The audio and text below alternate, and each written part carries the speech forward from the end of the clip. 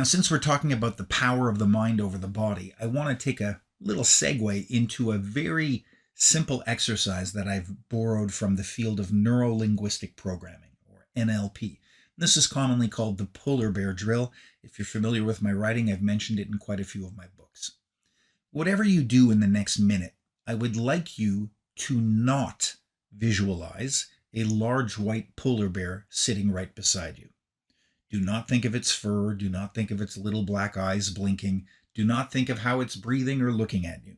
Think of absolutely anything you wish, anything else. Just do not think of a large white polar bear sitting next to you.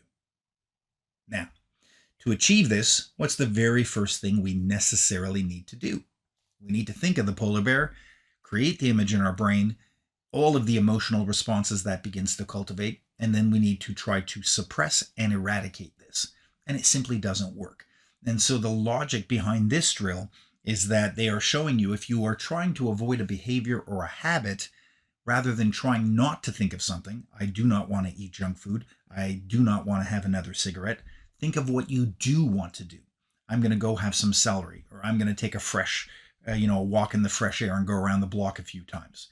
Because when we think of something, whether we're trying to think of it positively or to eradicate the thought, we create an image, and the image creates a response.